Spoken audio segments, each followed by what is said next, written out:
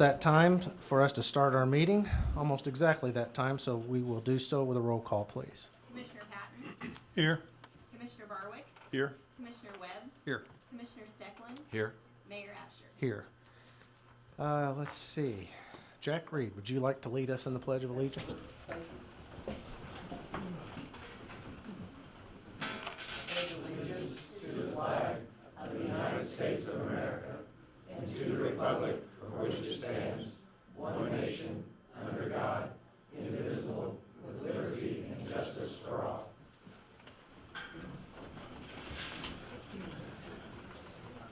All right, item 3 on the agenda is our audience to visitors and public comment section. So this is the opportunity for people who'd like to address the council to do so, subject to the provisions of Ordinance 3128, which regulates this time of the council meeting. Those ordinance copies are on top of this desk if you did not get one and choose to speak. I know Mr. Johnson has already told me he wanted to speak. Is there anybody else that wants to speak to the council other than Mr. Johnson tonight? Okay, Mr. Johnson, you got 5 minutes.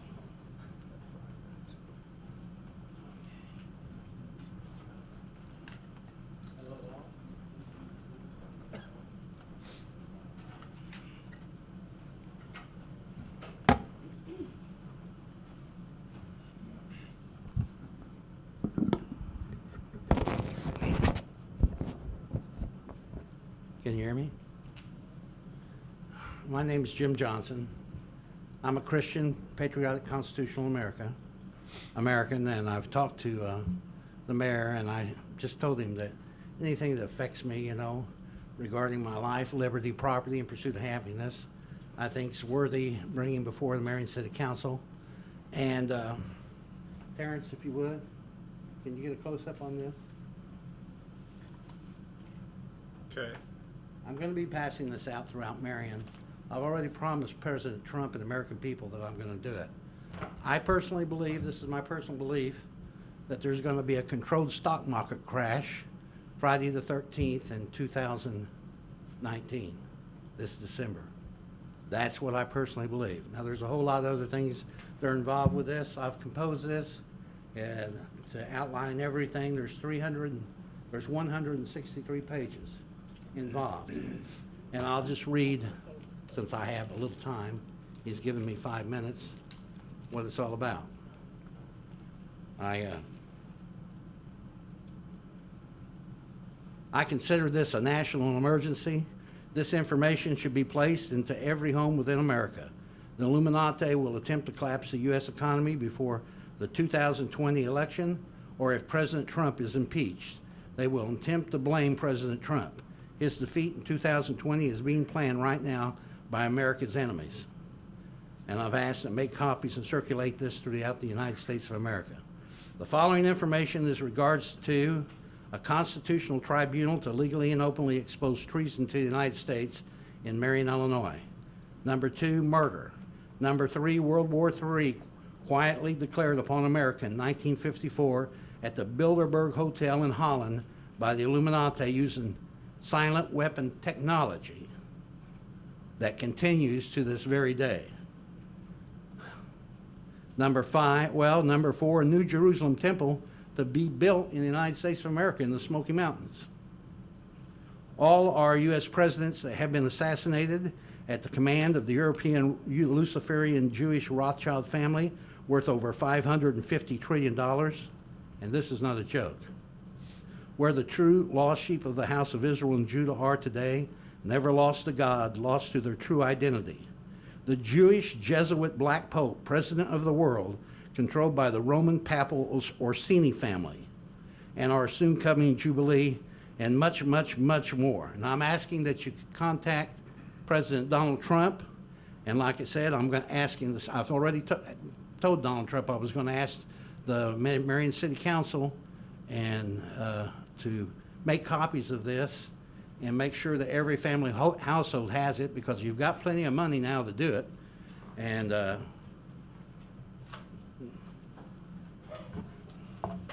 I'll just mention here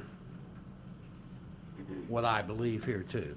President Trump, in or out of office, and/or his family members will be assassinated by the Illuminati. Not me. I love President Trump, so I want to make that perfectly clear. But it's going to be done through Jewish Freemasonry, Jewish communism, and/or a Khazarian Jewish mafia if he does not issue, by executive order, a non-Freemasonic, non-Jewish constitutional combination, civilian and military tribunal to legally and openly expose the Illuminati Jewish international banking elite, including the Federal Reserve Bank and Internal Revenue Service, and much more, as treason in the United States. His death is assured to happen due to the 500-year-old Khazarian Jewish conspiracy being carried out in America through the Illuminati. There have never been any exceptions to the rule for a U.S. president who chose American sovereignty over globalism, or a Luciferian New World Order to be governed by the international Jewish banking elite, Rothschilds and Rockefellers, and 200 Jewish banking families worldwide who control the Illuminati, which was created May 1st, 1776 in Bavaria, Germany, through a Jewish Jesuit named Adam Weishaupt. President Trump will not be the exception because they strictly do not swerve from their plan of conquest. There are no exceptions. Luciferian Khazar Ashkenazi Jews control the Roman Catholic Church through the Jesuit upper echelons of its hierarchy system. And these are not the Israelites of our Holy Bible. They adopted Talmudic Judaism as a state religion in 741 AD in a land called Khazaria. They are not the Israelites of our Holy Bible. Ding, ding, ding. And ding, ding, ding. And I thank you. Anybody else? Sure, Jerry? Do you need these back? Do you need them back? Oh, I do. I want you to make copies of them and put them in everybody's home here in Marion. Okay, seeing as there are none others, we'll move on to item number 4, which is our consent agenda. It's relatively short tonight. Gentlemen, is there any of you would like one of these 2 items taken out of the consent agenda? Anybody else over here? Anybody from the audience like item A or B removed from the consent agenda and voted on separately? We don't need to vote on it separately, Mayor, but as a point of reference, I called Tammy today and had some corrections to the agenda on November 12th.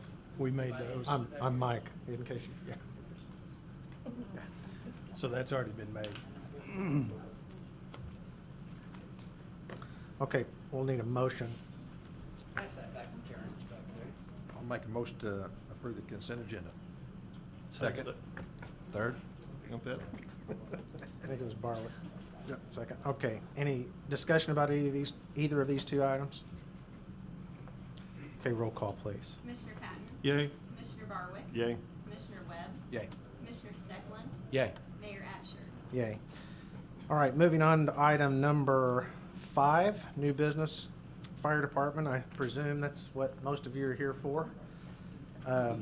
This first one, I want to talk about briefly. We talked about it at the last council meeting. I said to the public that the process that we'd be going through. We did end up having 3 internal candidates for this fire chief position. I want to tell you, and the 3 of you know who you are, I think all 3 of you were supremely qualified for the job. That made this really tough. I actually thoroughly enjoyed the interview process. I learned a lot about the candidates and the fire department, and it was a fascinating process to go through. Unfortunately, the downside of that is it's a difficult process to go through, so you have to pick somebody. But that being said, it's was Commissioner Barwick's and my decision, and it was unanimous that we offer the appointment to Tim Barnett, and so we are gleefully doing that. And while you're here in your Class A's, I will say that we will have to swear you in at a future date because you're not there yet, right? We'll talk about that just in a little bit of a unique situation in that Jerry is going to stay on at my request for a little while, and I'll talk about that here in a moment.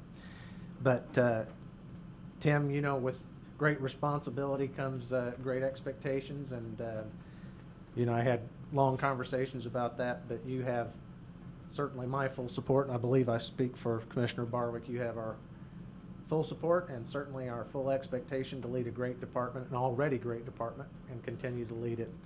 And we're looking forward to that. So with that, I would move on my recommendation to hire Tim Barnett as chief designate, effective immediately. Barnett will assume the role as chief upon Chief Jerry Odom's retirement on December 30th, 2019.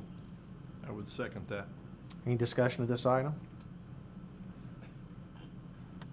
Okay, roll call, please. Commissioner Patton? Yay. Commissioner Barwick? Yay. Commissioner Webb? Yay. Commissioner Steckland? Yay. Mayor Absher? Absolutely, yay. Wanna come up? Tim, congratulations.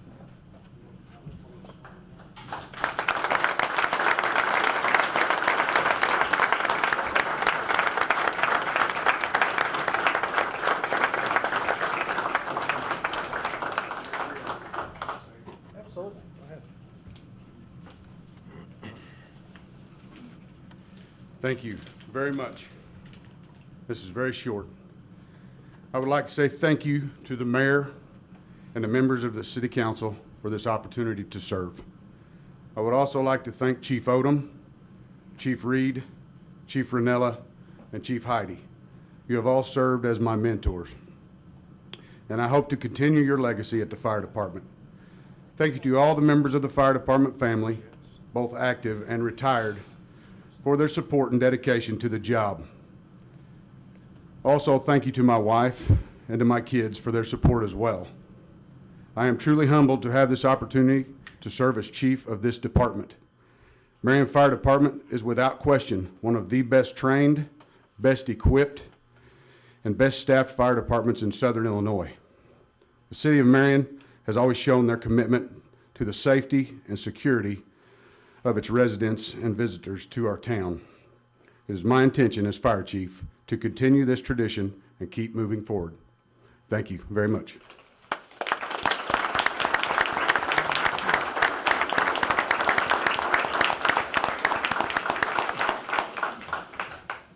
Okay. This unique situation in that I spoke of earlier relative to Tim's appointment, but not being sworn in for 30, what, how many ever days? 45 days, 35 days? That's for what I believe in the best interest of the city is to take advantage of the time to work with the existing fire chief and literally shadow that person. I know that's not always the way that it's worked, but it seems to make total sense to me that when we do that, that cascades down the line, so to speak. So we have some promotions also that we asked the merit board to advance to the council as a result of formerly Captain Barnett now moving to chief designate. So now there's a captain to be replaced and promoted and so forth down the line. Furthermore, before we get to where the firefighters are advanced also by the merit board, I want to make kind of this statement. Coincidentally, I made an argument and the council approved relative to nepotism at last council meeting. And this is, I think I also made a statement that in the city of Marion that nothing starts controversy quicker than hiring practices. I think that's what I've seen already. And I want to make this statement because in no way do I want this to overshadow the gentlemen that are being promoted and or hired this evening, because this is just a real one-off unique situation that happened. And it's my call that it's happening this way. So if anybody is to be criticized, blamed, or you want to have any controversy, you point it directly at me, not anybody else, because it's my call. And it's all based on the fact that I want this gentleman to spend as many days with that gentleman as possible. What I mean by that is just to be clear and transparent, is we found out that the merit board will advance Hunter Odom's name as a firefighter hire, and that's Chief Odom's son. So my choices is to back up on my desire to have him work with this man for 30 days or to pass over a highly qualified candidate that would be advanced by the merit board. So it's my recommendation that we not do that, even though this is against the policy as written in the City of Marion's employee handbook. But to do so otherwise would not serve the City of Marion, Illinois. And that's where these kinds of things come into play. So anyway, I wanted to say that now before anybody else got an argument in or had to say something about it. But if you have any criticizing to do over that, you can criticize me. It was my call. All right? So with that said, I'm going to invite Jay Pardis up, who is the chairman of the Merit Board. This has been a little bit of a unique time in the history of the Merit Board. I think he wants to tell us about that just a little bit. Oh, sorry. Excuse me. Thank you very much, Mr. Mayor. The Merit Board, and represented here this evening, one of the Merit Board members, Mr. Ron Gregory, who's been on it much longer than I have, find ourselves in an extremely interesting situation because as far as I can recall, never has and Ron, correct me, never has the Merit Board had the opportunity to be able to promote to and hire to at the same exact time. And with the promotion of these two fine individuals, they're stellar. They're outstanding. They're super people to be promoted. With the hiring of the two young individuals that we have, we're bringing Marion residents onto a exceptional fire department and exceptional young men to represent our city and to protect our city. And I think this is a highly unique and wonderful opportunity for myself, I'm sure for Ron, and to know that we have that opportunity to do that for this city. Okay. So do you want to tell us who the recommended promotions to lieutenant are? Want to do with the promotion first? Yeah, let's do that Okay. first. So promoting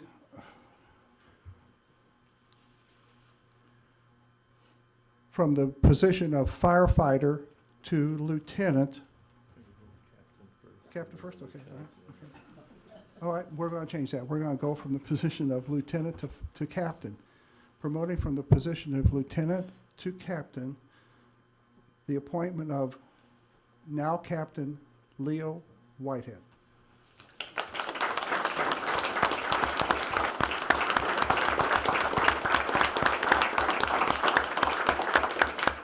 Mayor, do you need to do anything? Don't go far. Yeah, you stand up there.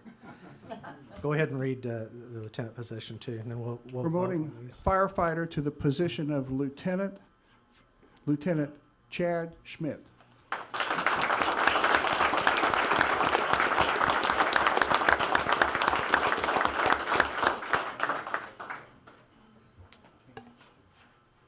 Okay, Commissioner Barwick, do you have this with you? I do not. Why don't you just stay down there for efficiency's sake, but you can read the motion from the podium if you like, and then we'll need to vote.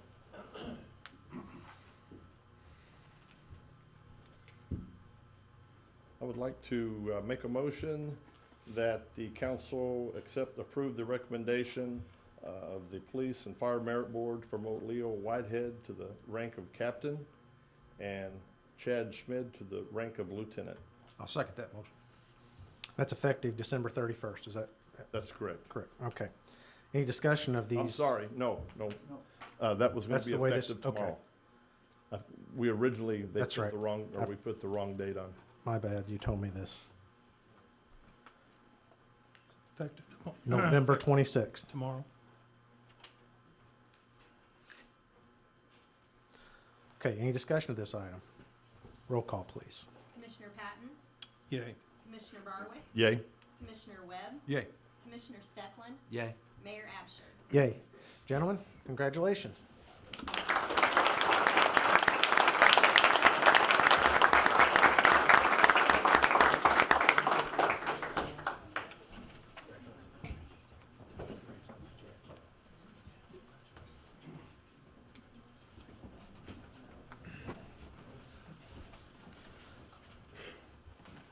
All right, Mr. Pardis, you want to proceed?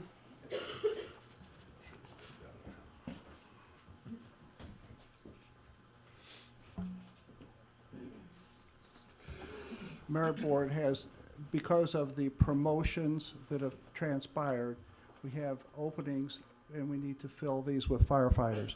And we have spent a lot of time studying the qualifications of these two young men, looking at them closely, discussing them, and the merit board has come to the point where we are ready to recommend the appointment as a probationary firefighter. The first one is Hunter Odom.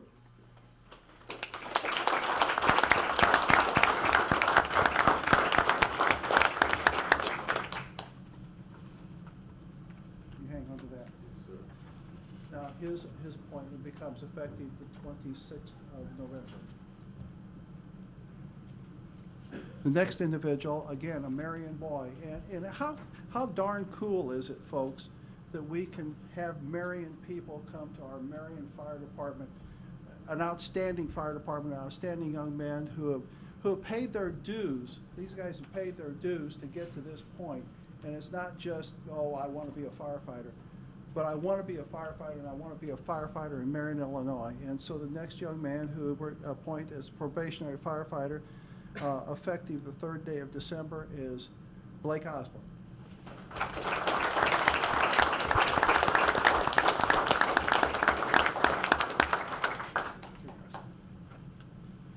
Those are recommendations, Mayor. You said December 3rd, is that correct? That's correct. And one of the distinguishing characteristics, as I understood our conversation of these two gentlemen, is they are both already qualified firefighters, right? They are ready to start work this evening, if you say so. And that's unique. Why? What's the alternative to that? Well, the really cool thing about having these two young men is the fact that if they've been through the fire academy. They've met all the qualifications. They're ready to go immediately. And so this enables the city to fill vacancies immediately and have trained, qualified firefighters ready to go. Hasn't happened very often. And there's a significant cost savings to that, right? I believe so. Yeah. Okay, so that will leave us to items C and D. We need to do those separately because of the effective dates. Somebody want to read item C, please, as a motion?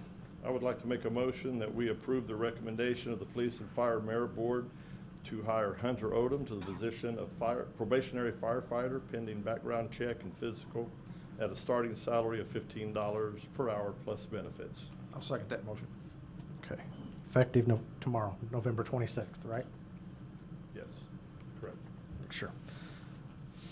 All right, is there any discussion on that one? Roll call, please. Commissioner Patton? Yay. Commissioner Barwick? Yay. Commissioner Webb? Yay. Commissioner Steckland? Yay. Mayor Absher? Yay. Hunter?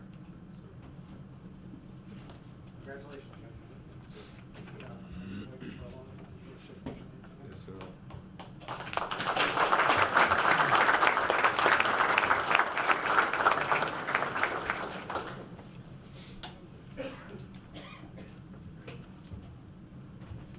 Next, I'd make a motion that we would approve the recommendations of the Police and Fire Merit Board to hire Blake Osborne to the position of probationary firefighter pending background check and physical at a starting salary of $15 per hour plus benefits, and that is effective December 3rd.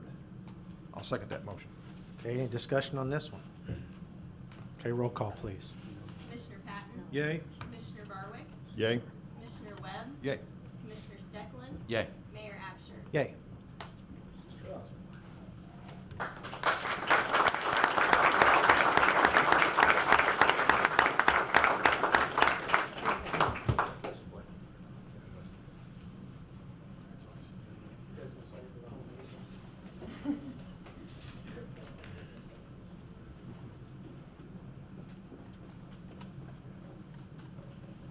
Okay, as I suspect there are very many of you that were here for that portion of the agenda, I'm not even going to have to finish my sentence, am I? Feel free to exit.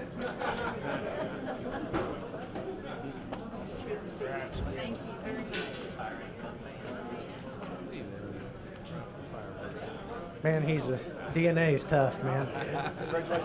Looks a spitting image of you.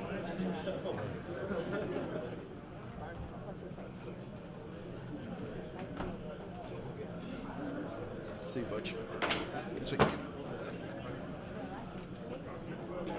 That might have been me, I don't know.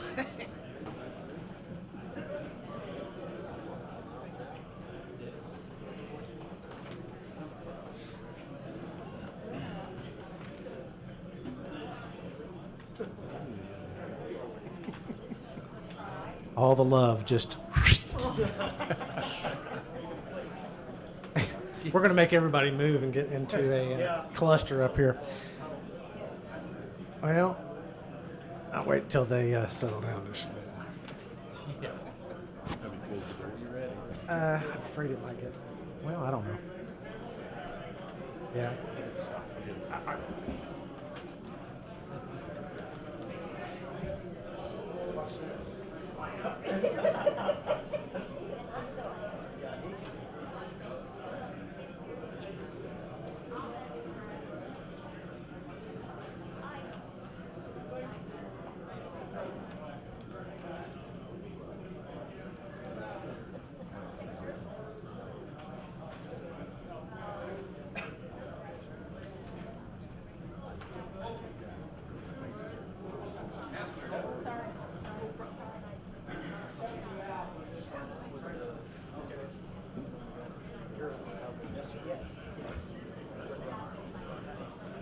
All right, let's move on. Item 6A with Police Department. You have a recommendation, Chief?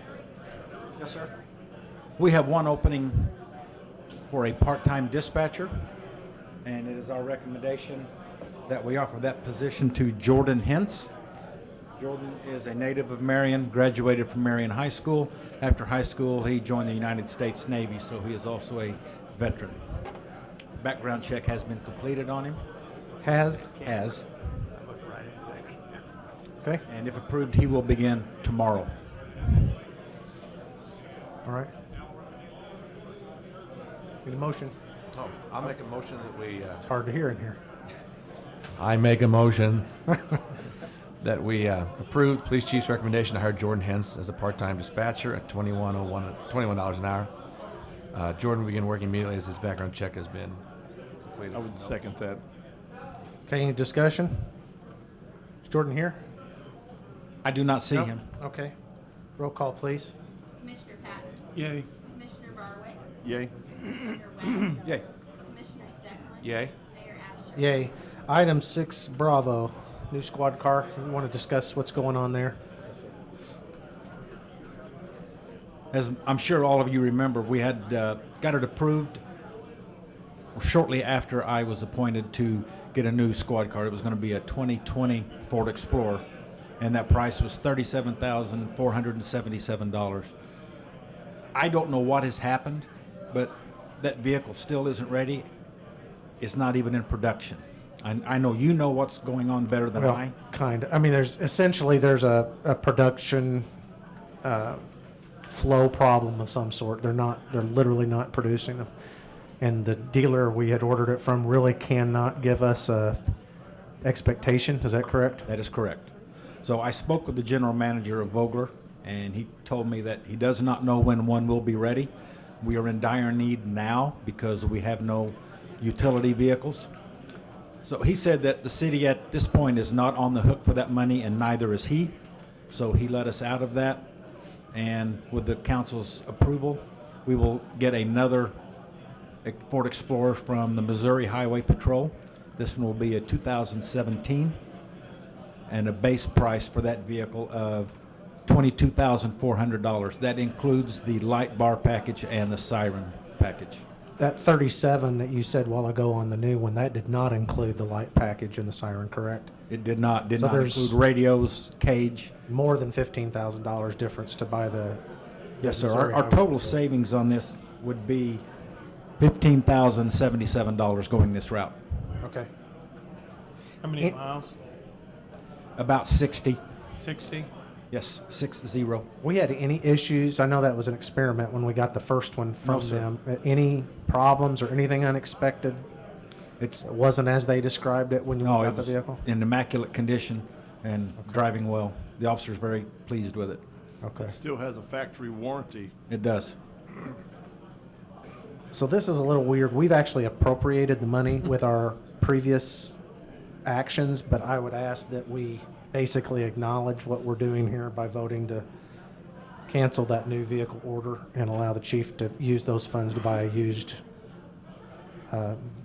Interceptor. And just to state also, money was appropriated in the budget for these vehicles, so this isn't something that we had to Right. appropriate money. This was already budgeted, and we're just gonna spend less of our budgeted money, which I think is a good thing.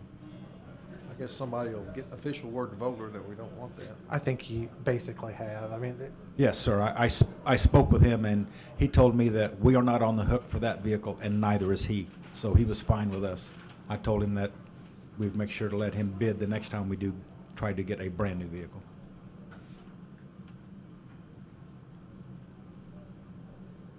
so the motion I'm asking for is just to acknowledge that we're canceling the new Interceptor order with Vogler that we approved on June 24th and authorize the chief to use actually less than those appropriated funds to buy a used Interceptor from the Missouri Highway Patrol. I would make a motion that we are canceling the order from Vogler and are gonna purchase one from Missouri Highway Patrol at a reduced amount With the previously with the appropriated. previously, That amount is $24,200. That includes the light package and siren package. for $24,200, including the light package and the siren. I'd second that motion. Okay. Roll call, please. Commissioner Patton, Yay. Commissioner Barwick, Yay? Commissioner Webb, Yay. Commissioner Steckland, Yay. Mayor Absher. Yay. Thank you, Chief. Thank you, sir. Item 7A is to regrettably accept the resignation of Jared King. Somebody need to read that, please? Good evening, Council. Yes, regretfully, I have the first item on the agenda, Council acceptance of the resignation of Jared King as our Aquatics Coordinator. That's effective 11/29/19. I have a few things I do want to say about this fine gentleman prior to him moving on to his next endeavor. I want to first off bring you up, Jared, and publicly I want to say that I want to express my gratitude, my appreciation for his years of service. Some of the following items on the agenda are a testament to Jared's leadership, for how he has brought his team up, for the safety of the individuals, our patrons in the facility, teaching kids and adults how to swim, operating our facility. He's a true professional, and I have some prepared statements that I want to say, but I just want to publicly say and express my gratitude for his service and his leadership. He's quite a leader. Jared's going to be moving on to SIU as a coordinator there, as a director of aquatics at SIU and their aquatics department, which is a fine department, and he's going to do some great work over there. So your years at the hub, you've developed into a fine leader, and again, the individuals that you brought up on your team are a testament to that. So I want to thank you, Jared, for your time, your service here at the hub. So absolutely. So just a few items. I got a few prepared statements, if I can have a few moments. His commitment, as I indicated, as aquatics coordinator and leader at the hub, has been at the highest professional level. He's performed at a level of excellence that's really transformed the aquatics team. He's set up levels of leadership and has really demonstrated those levels of leadership as a guide to the entire hub facility. He's gone above and beyond and actually has extended to other departments his own investment of time. He has recognized very early on that it isn't just a single department that he leads, but also it's a team, a full hub team, because we are quite interrelated in terms of what we do. He's created the next level of foundation of leadership in lifeguard professionalism for the protection of lives. And that's the number one thing that we started with at the hub. The Learn to Swim program has developed dramatically under his leadership. Pool and facility operation has gone to the next level. and he also started our swim team.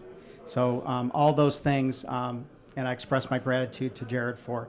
He has invested in personal time and energy into all these areas, and I wish him well at SIU and all his endeavors. I know he's going to do a great job as a leader there and as a community leader for that facility and for that city. So thank you, Jared.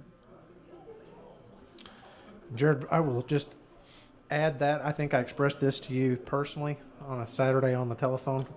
The document you wrote, which oddly enough, we're going to also act upon something related to that, explaining this filtration problem we have had, was very appreciated. It took a very complicated subject, and even I could understand it after reading it just once. So that was a great job, and I can certainly understand why Chris is going to miss you, and we all hate to see you go. So thank you for your service. And with that, we would accept a motion, or need a motion to accept that resignation.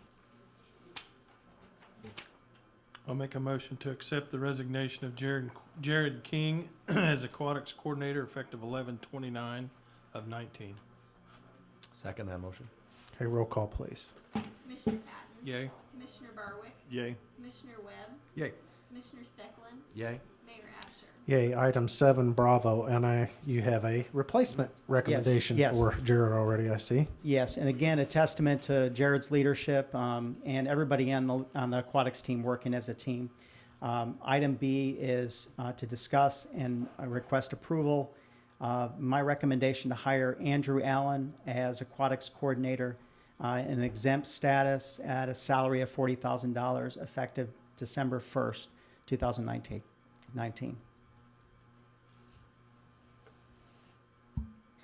And if there's any questions or... He basically read the motion already, so I'll just make the motion as he read it, as Chris just read that. I'll second that. Okay, you guys have any questions of this, on this item, or questions of Chris while he's here?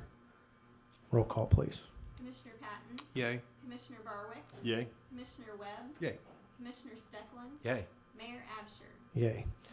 Okay, and Andrew would be here. He's medically assisting family this evening, and but he, I want to say a few things, if I may, if we've got some time.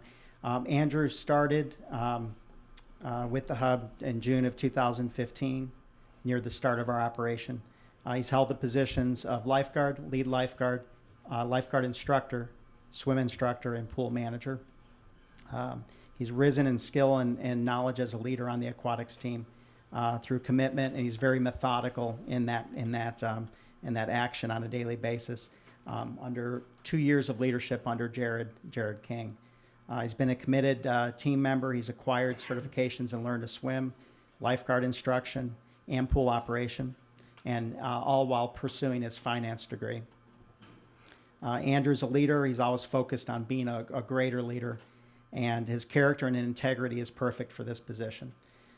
So he's a great fit to our leadership team, great fit for the aquatics team that he's worked with over the past few years. So. Okay, item 7C, have a higher recommendation. We'll need somebody. Item C, requesting approval for my recommendation to hire Allison Teckenbrock as part-time pool manager and the non-exempt status at $14 an hour effective December 1st, 2019. Can you explain how as a part-time pool manager? Pool manager, part-time pool manager is what the position that Andrew Allen held, assisting the coordinator. Okay. So it's additional duties throughout aquatics for leadership on deck, overseeing the guard team. So it's filling those gaps in terms of some of the tasks that the coordinator will need to do. So his position that he held is what I'm recommending for Allison. I'd make a motion then to approve general manager's recommendation to hire Allison Teckenbrock as part-time pool manager at non-exempt status at $14 an hour effective December 1st, 2019. I'll second that motion. Roll call, please. Commissioner Patton. Yay. Commissioner Barwick. Yay. Commissioner Webb. Yay. Commissioner Stecklin. Yay. Mayor Absher. Yay. Let me take a stab at this one, Chris. 7D, We talked about several meetings ago, the situation we had with the pool filters, both in the spas and the pools. We basically have tried to find every part that existed on a shelf that would fit our apparatus that we can grab and buy. Is that fair enough?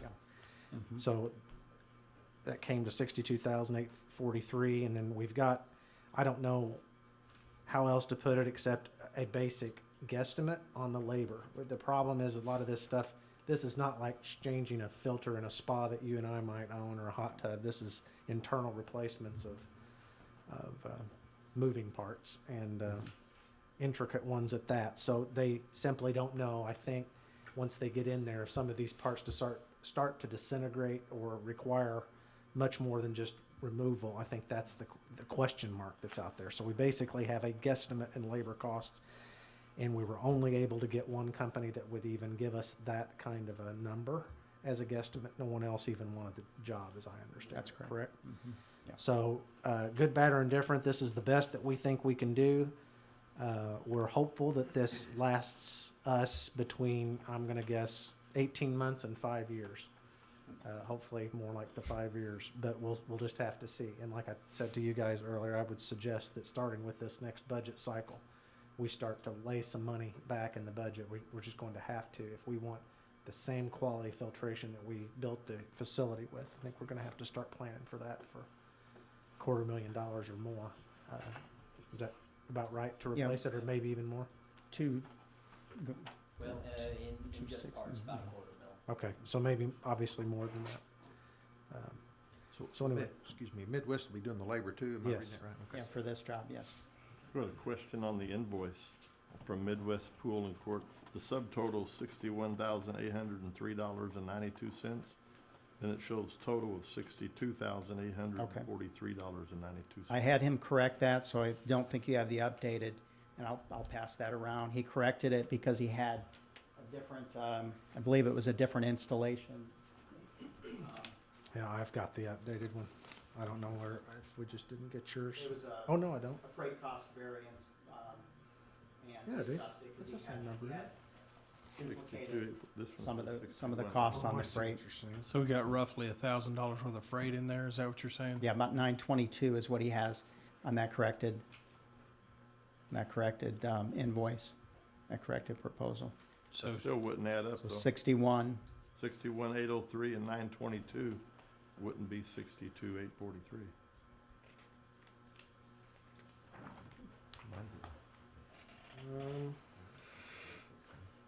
Yeah, but mine is too, but here, what he's saying is there's, it says subtotal, there's no tax, and there's just a new total.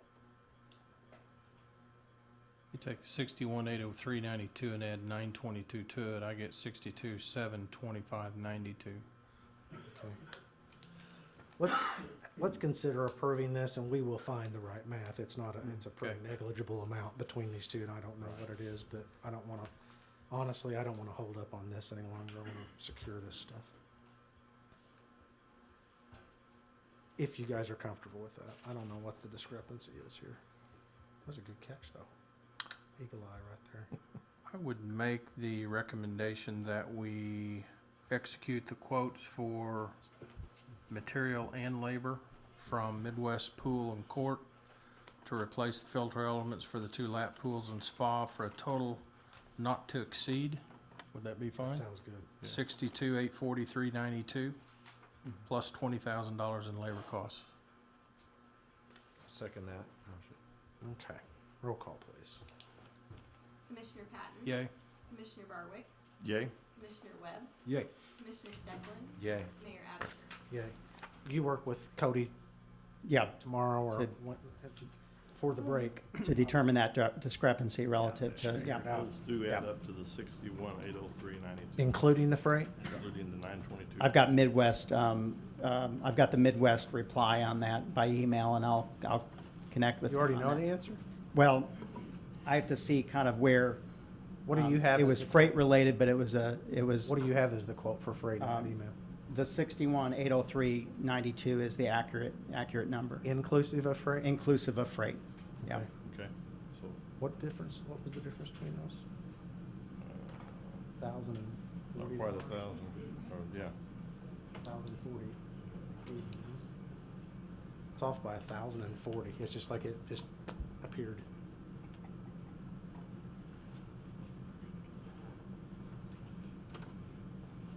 $1,040. Okay, help us figure that out. So it should not exceed that number. If you want to, Oh, I need that, but just wanted to show it to you. What?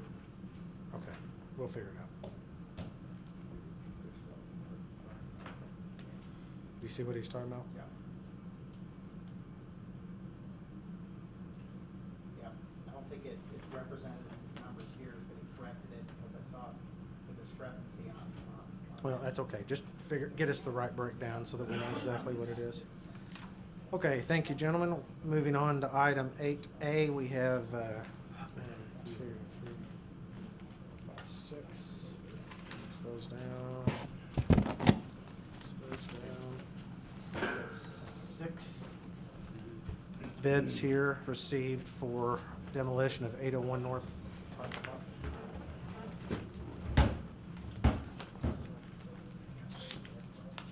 What we'll do, I've got 2 of them, each of you've got 4. We'll just start with Commissioner Webb and read these into the record and then pass them.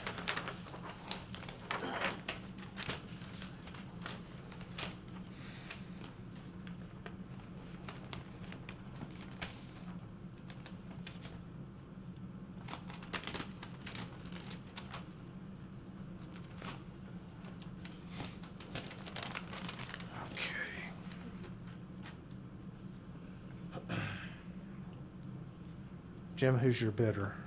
Okay, this is McVicker Excavating. Bid price is $4,225 even.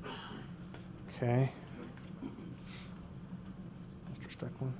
I have Terra Pro Excavating at a bid price of $4,000 even. Terra Pro. Terra Pro. Okay, I have 2 Lane Erectors Incorporated, 5,800 even. And Neat Cut, 3,000 even. How much? 3,000 even. Barwick? I have Big Muddy Excavating for $3,970. 3,900. 70. Okay. Mr. Patton? I have, is it Maka, M-A-K-A, Excavating Inc. Bid includes demolish and remove all buildings brushed, marked trees, all fencing removed except the north fence, all the old stumps and any contents, hauling waste to a legally approved landfill for $3,750. And they do have their certificate of insurance attached. Okay. So, looks like there's a, had from low to high, 3,000 to 5,800. 3,000 appears to be the low bid. This was Neat Cut, and I had that one. They do not have their insurance certificate in here, but I know we've done significant amount of business with them before, so I presume we have that on file. So presuming he's got that paperwork in order, we need a motion to accept Neat Cut's bid for $3,000. I would make a motion that we would accept Neat Cut's bid for the amount of $3,000. I'll second that one. Okay, roll call, please. Commissioner Patton? Yay. Commissioner Barwick? Yay. Commissioner Webb? Yay. Commissioner Steckland? Yay. Mayor Absher? Yay. Somebody still have one of those, or did you put it back in the envelope? You put it back. That's in the envelope. In this one? Yeah, sorry. It's okay, I just want to make sure I got it.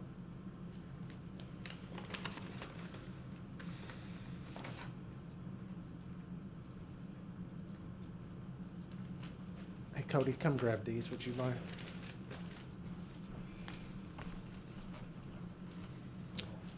Yeah.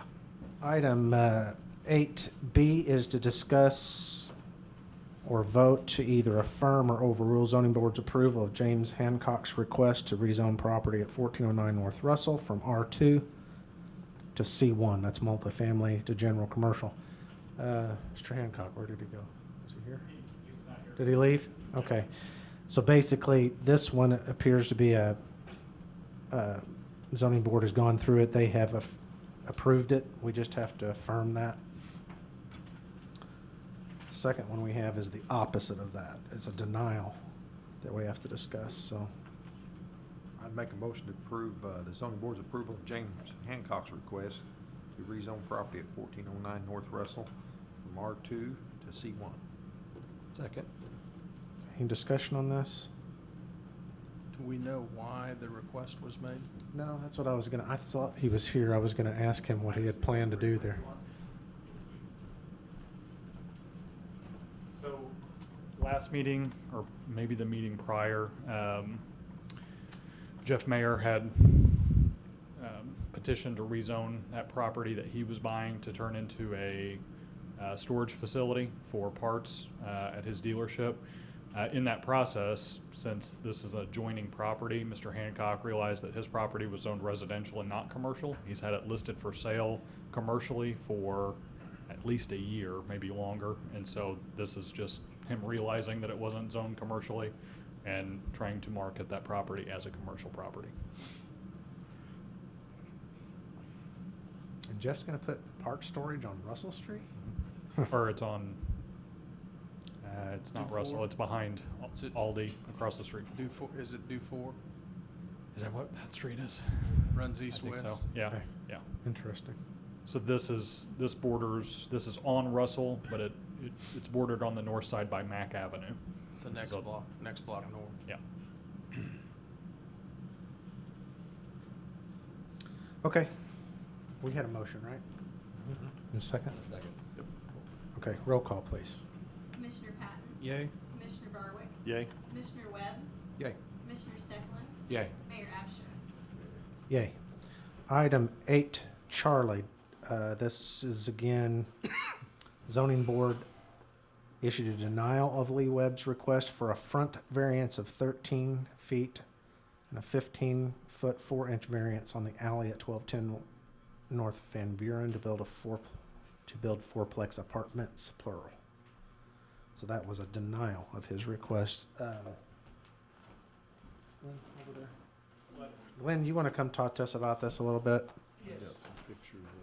Yeah, I asked Glenn to look at this morning. Yes. Yeah. Need to get that out, it's a point of discussion. Mike came by and the mayor did and asked me to look into it and check into it. Obviously, it doesn't meet the standards, because that's why he's asking for the variance. If you look at the drawing, at lot number 1, you'll see a fourplex apartment.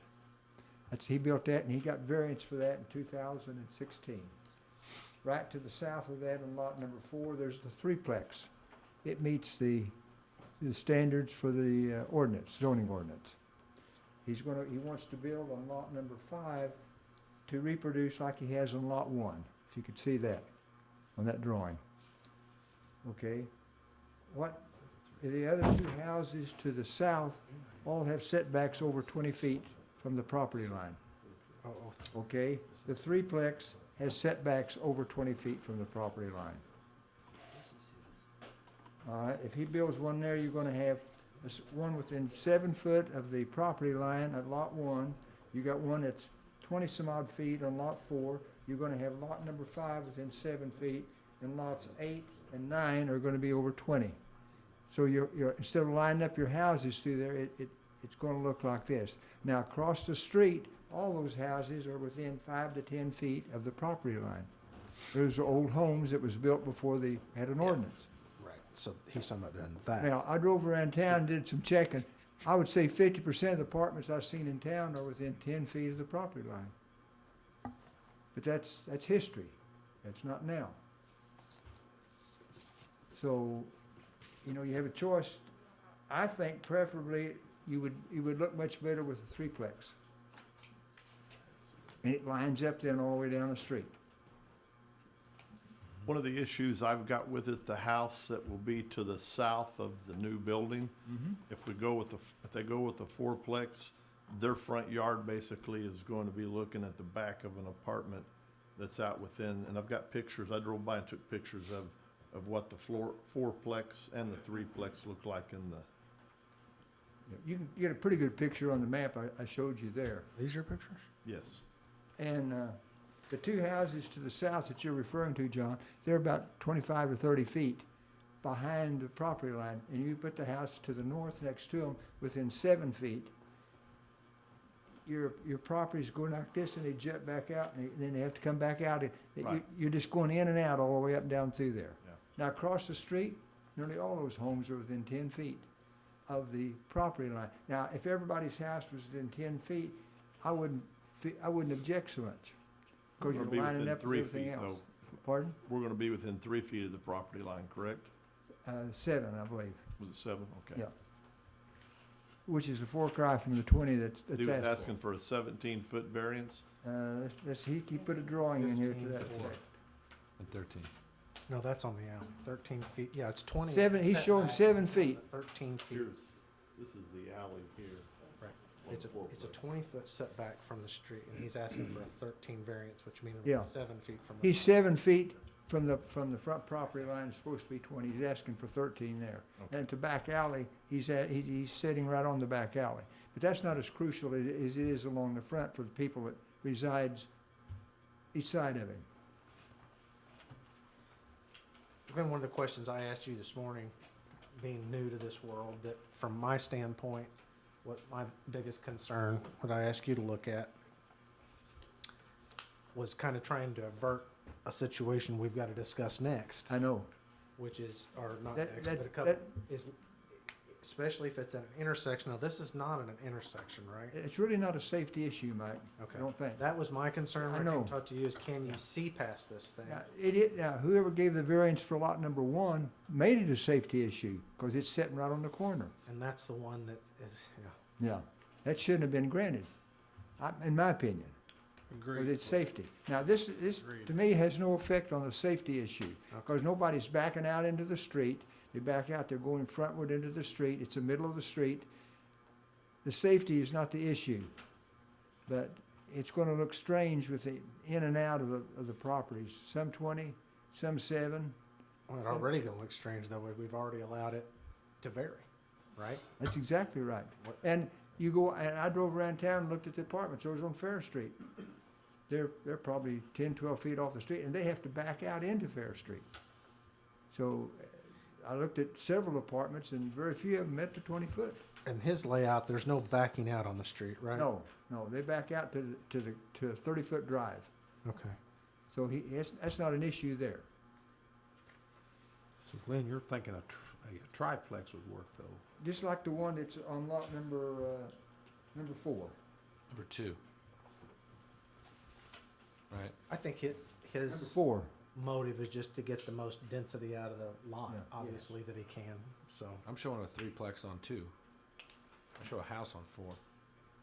I don't know which drawing you have, but it's, John, Let me those, try this. the red numbers are the lot numbers. the red numbers are the lot numbers. Oh, I'm sorry. Okay. Oh, then we agree. We're singing from the same page of the hymnal. Gotcha. Well, 1 was correct on both accounts. I think we need to look at consistency here, people. I mean, really, we do. We've Granted, been inconsistent already, that was the problem, Yeah, don't you think? yes, totally. In my opinion, number 1 never should have been granted, or the fourplex on lot number 1 should never have been approved. But again, that's my opinion.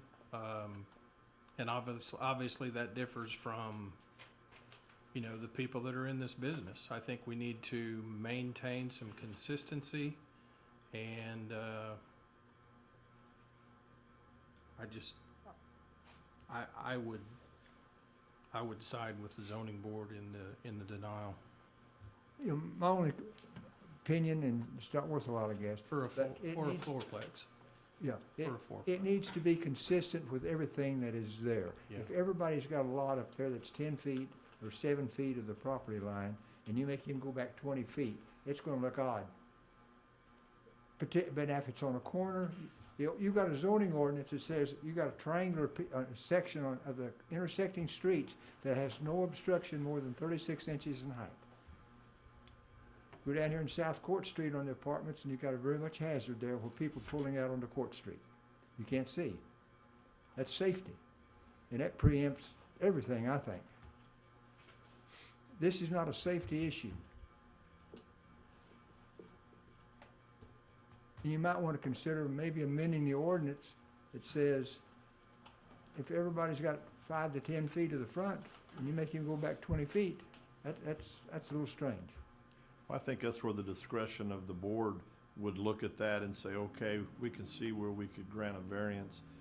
You know, when I went by and looked at it, I'm like you, we're out, we're back in. That's my opinion. If he goes with a threeplex, he'll be even with the Even second if everything building else. that he's got. If he goes with a fourplex, he's gonna be sticking out, and then the house that sits to the south of it, again, He wouldn't be a happy be right in camper. their front yard, basically. He's not gonna be a happy camper. No. No. I'm like Doug, I'm of the favor for this, and nothing against Webb himself. It's just, we need to be more consistent with what we're doing and consistent with the surrounding houses that are there. And I think it would be better if this were a threeplex instead of a four. If he was across the street with all those houses within 8 to 10 foot of the road right away, I wouldn't see anything wrong with it particularly. Because it all lines up all the way down through there. But in this instance, everything to the south of him is greater than 20 feet back. The one to the north of him is greater than 20 feet back. And he's gonna be sticking out there 7 feet of the property line.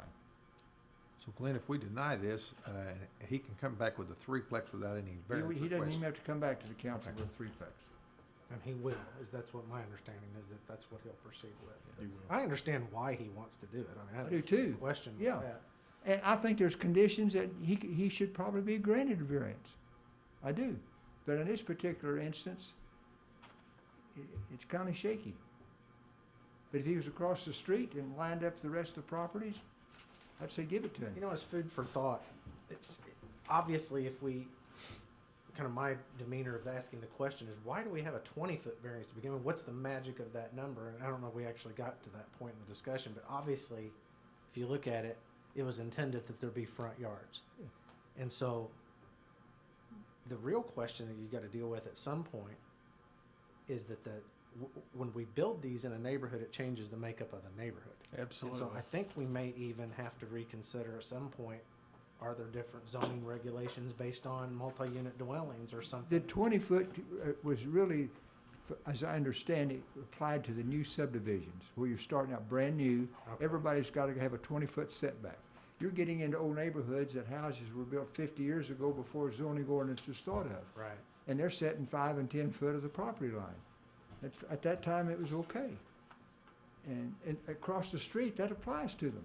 Yeah. All the houses are close to the property line. Glenn, do we have different setbacks for R1 and R2? Nope, Same? both 20 feet. And that's what I guess I was getting at, is Yeah. that, And I but think that's a Mike- major undertaking to start to Yeah. look at through what everything is zoned. But I to think, me, I think that's something to be looked at, Absolutely.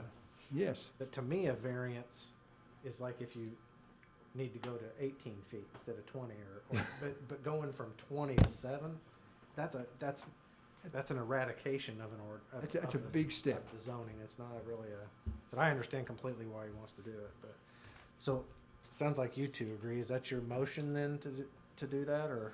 Yeah, Other- I would make the motion that we affirm the zoning board's denial of Mr. Webb's request for the variance at 1210 North Van Buren.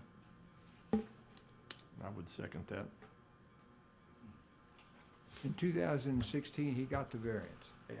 to build that fourplex at the corner there. And he did it, he followed the I would rules. have rather given the variance for this lot than that lot. I would, That's the any problem. day of the week, that's right. And I understand why you also would grant it, because and I'll support this motion, but there's a counterpoint here, which is we want to see density on some of these lots, because that is just that much more property tax, even though we don't charge it anymore, but that's still more for the taxing bodies and such. And so there's a benefit to that. That's the counterpoint to this. You want to see these folks develop these lots, but I mean, at some point, they can't all be on the street. It's not been too long ago, lots 1 and lots 4 both had houses on them.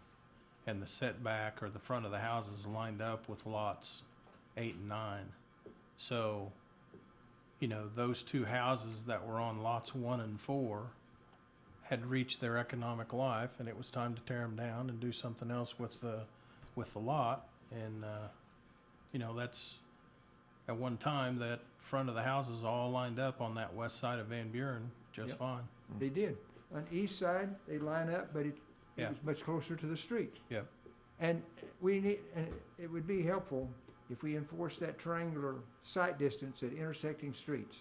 We've got a lot of places in town, there's got bushes, fences. You pull up the intersection, you can't see. And that's something the zoning board needs to consider as well. And honestly, we need to do our homework here. And like John did, go out and look for them. I happen to be familiar with it because this is kind of my old neighborhood, so I knew all about it. So, you know, I just think we need to maintain some consistency on this one, regardless of what we did on Lot 1. Yeah. Because I think Lot 1 was a mistake. It was a mistake, but it's already done, nothing we can do about it. Yeah. Mm-hmm. Any more questions? Okay, so there's a motion and a second. Any other discussion on that then? Roll call.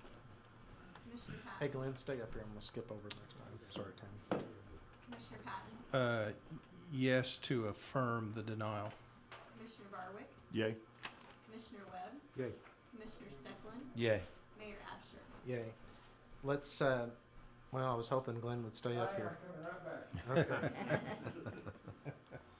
Gotta get I another. was gonna do this for efficiency's sake. It didn't work out.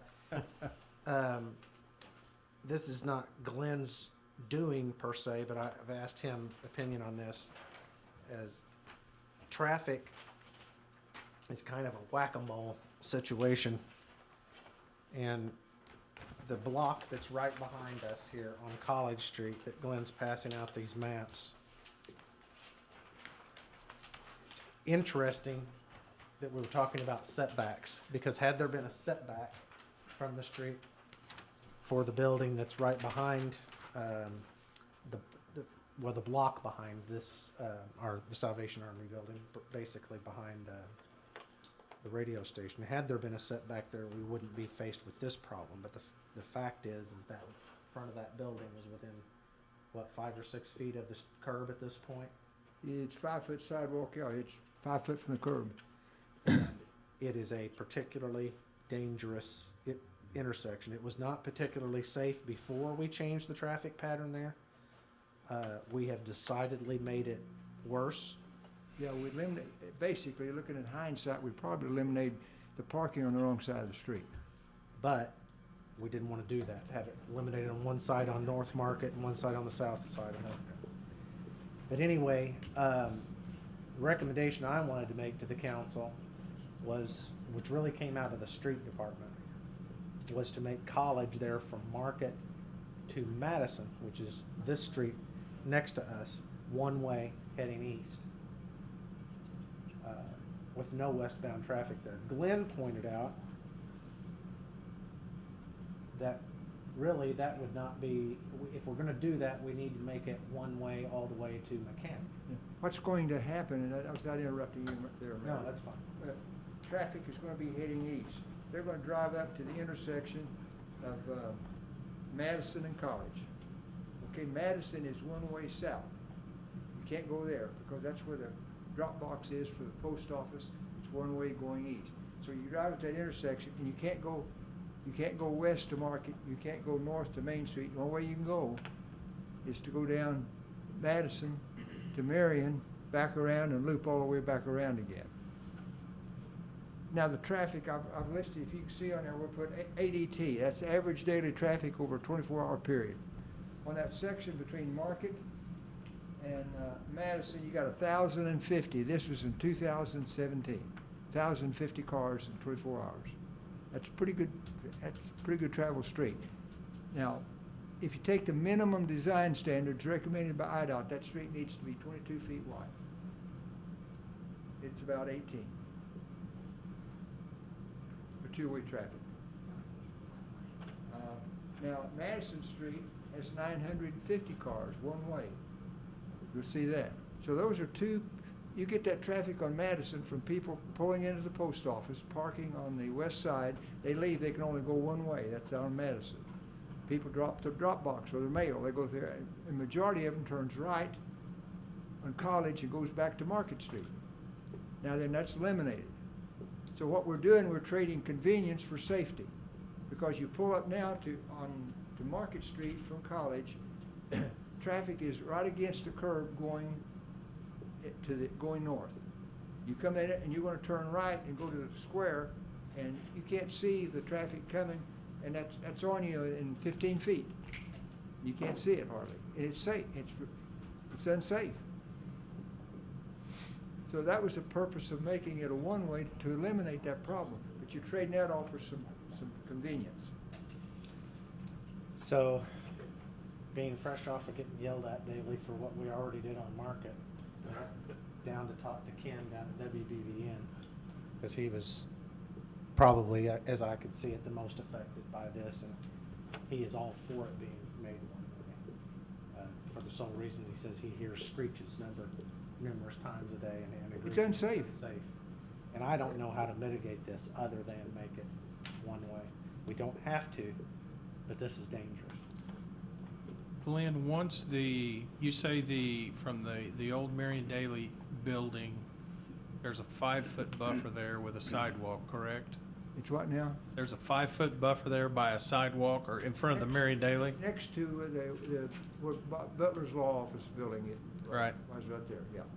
And the traffic is moved over to because we kept parking on the west side, so traffic has moved over and driving real close to the curb going towards the square.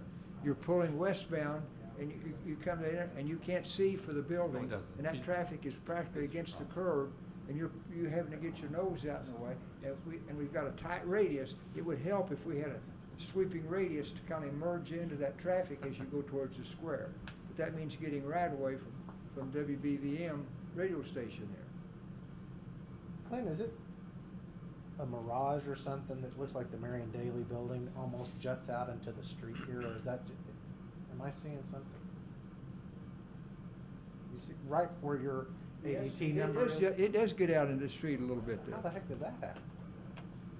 Go back. It was built before the street? 1920 or whatever it was, and grab that surveyor. Streets were about, what, 10 feet back then? Well, if a horse and buggy could get Glenn, that was the basis of my question. Once the Marion Daily building is down, what does the width of College Street turn into once that building's down? The right-of-way, I think, is still 30 feet. Now, the travel pathway is basically 18 foot. Okay. And it needs to be 22 with 1,050 ADT on it. The building's gonna be down, but the curb's still gonna be there. Yes. So it only makes sense to make it a one-way from Market to Mechanic.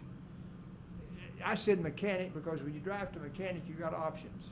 Yeah, You can go this way or this way. Right. You can get back to Main Street. correct, Get to Madison, you're hosed, but only one way you can go is south. correct. And so if you want to go to the square, you got to go south, back west, and turn and come all the way Yeah. back around again. So, And people dropping their mail off, and there's a lot of people swing through there, put their mail in Yeah. there. They're going to be forced to go south. yeah, And if we do this, we need to give some sincere thought to signage right there to tell people what to do. Absolutely. how to do it, because it's been a long. And I want to bring up something else, just 'cause I'm out here on the square quite a bit each day. And if you haven't done that yourself, I would encourage you to. A lot of this stuff that we're doing, and I believe it's important, we need to, but I am dumbstruck at how fast people drive, both coming off the square and onto the square, literally in this one block area. And I'm talking 50 miles an hour coming off the square at times. To where if there was anybody that got out of a car, regardless of which side of the street or even just crossing the street, I'm not sure people understand how dangerous this is and that they're doing. And so If you guys have any ideas on outside of putting speed bumps and that kind of stuff, which I'm not for. It's very much a safety issue right now. Now, when we correct the safety issue, we've created a big convenience issue. Yeah. It's just fact of life. Then would there be any merit to making that a four-way stop at Market and College? Yeah. Possible. I mean, we could keep traffic patterns the same, You'd have a lot of people running it for a lot, but, but it'd slow people down. Let's study that a little bit. That's, Yeah. I like that idea. that's. It's only one block. That way off the then you square, can keep though. your two-way traffic on that and keep your convenience, like people's used it for 50 years. But I wonder, how long do you think that would take people to back up southbound before you end up backing up on the square? Like I 'Cause said, that's gonna be you've your- got 3,500 ADT on South Market. That's pretty good number. You got 1,050 on, normally, it would only back up at peak times is when it would happen. That's what I was gonna say. The peak times, Peak there's times gonna it be a would back problem. up. Yes, it would. It's gonna back up into the four-way. But, yeah, that's something certainly to be looked at, no doubt, and considered. Would a stop there fix your view problem? No, It wouldn't fix your problem. not at all. No. To It see would the stop- slow people To see down. people But- coming up. I mean, there's a But stop you could sign pull here. up Yeah, and Put the and a stop guy bar come, within sight distance of it. That's a good point, too. Can I make this comment about that? No. The one-way street to me makes more sense because most people are only doing that once a half.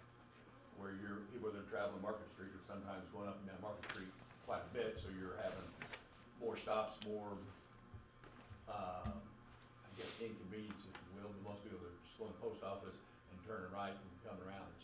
It's once they won't do that anymore. They'll have to go south, then back up.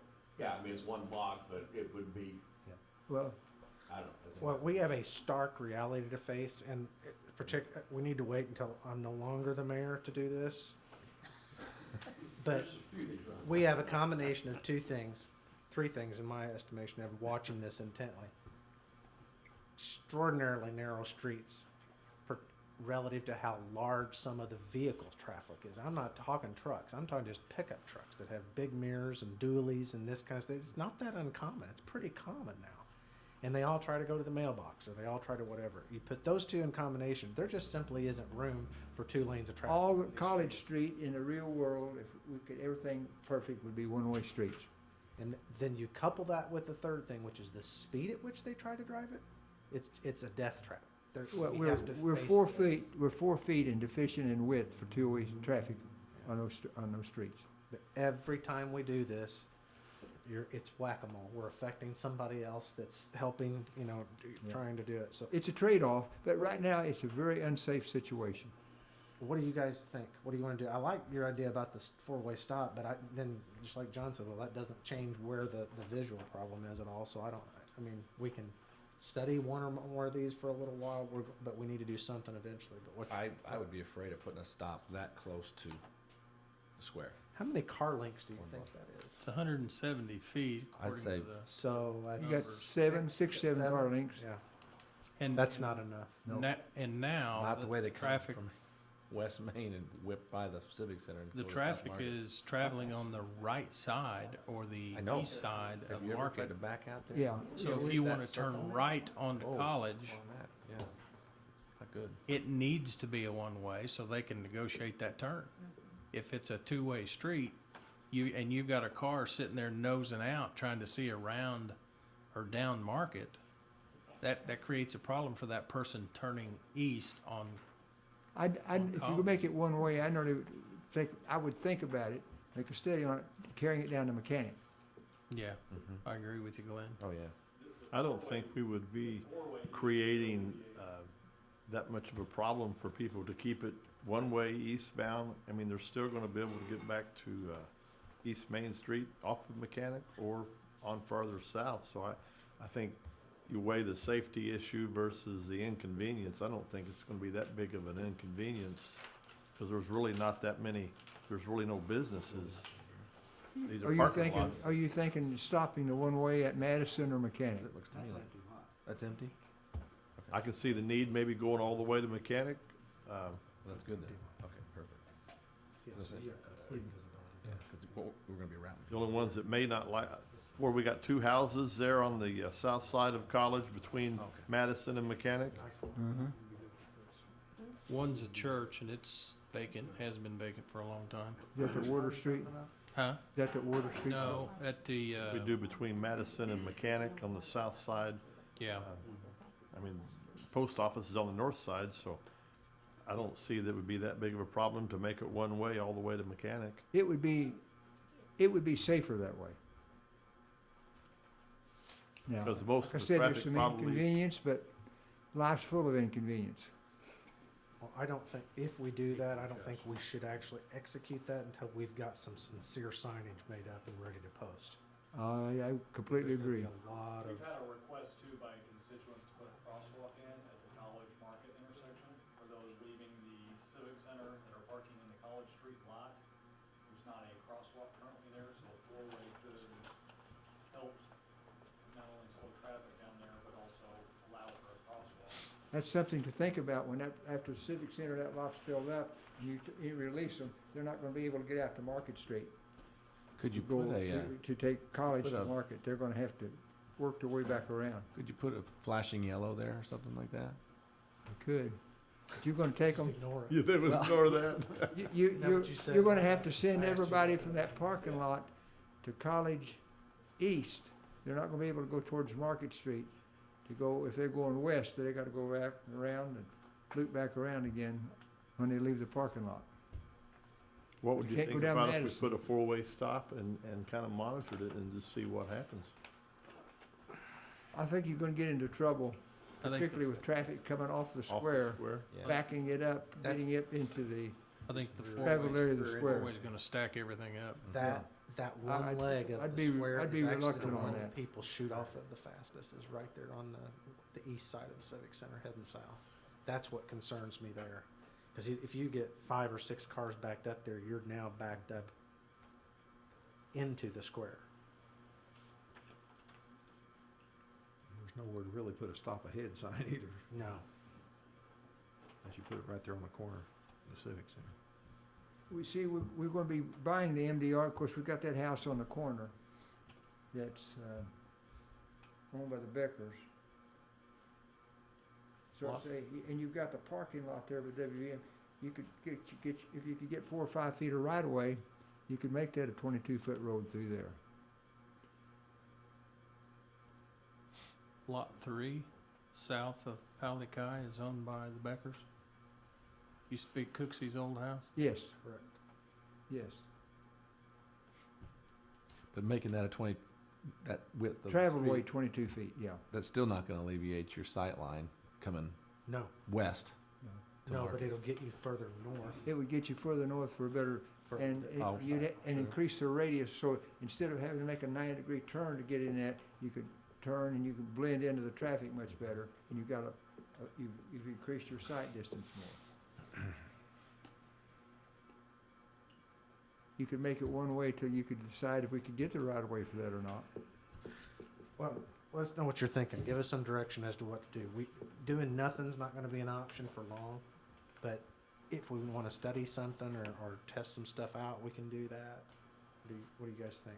I would test it one way, all the way to Mechanic right now. That's what I think. Yeah. We can always undo it, you know, if That's what I would do. To me, that's Mike- the Make it safest. one way to Mike is Mechanic. right, we better make sure we got signs, and don't come out there one morning and people drive through there and all of a sudden they find out Right. nothing works. Right. Put some notices in the media, let people know what's gonna be taking place. Terrence, we could put something on the city website, Yeah, we and we could make it as of an effective date, and that way it would give us time to get some signage in and Yeah. out. Because it's So- gonna be a mess You're not at affecting first. any homes through there. It's not Three. residences so much, it's just the post office traffic, honestly, I think. Yeah. And There's most quite of a that bit. traffic's probably going to the boxes, so they're either gonna be coming down Madison to the south, and they can just loop around and Once you leave Madison, the traffic counts around 200 ADT after you go south of College. what's it run over on Mechanic going back north? There's no count on Mechanic. from the IDOT, traffic map. Now, as you go down to, what's after the street east of Mechanic, there's, 350 on that one, between that Main Street and College. 950 on Madison, and 1,050 on College between Madison and Market. So is that what you're suggesting to do, is to do that one way? Go ahead and do that? I would do the one-way from Market to Mechanic, To Mechanic, Eastbound. eastbound. one way eastbound. If you're going west and you get to Mechanic, you wanna go out to Main Street, you got to go. If you drive all the way to Madison, you gotta loop all the way back around again if you wanna go back to Main. But if you stop at Mechanic, you can take a right, head right over to Main Street and go either way then. Isn't Mechanic from College to Main, isn't that one way as well? One way north. Yeah, one Yeah. way north. Yeah, it's one way north. I think that's the answer. Most people are either gonna be north or west. Very few people go south. Yeah.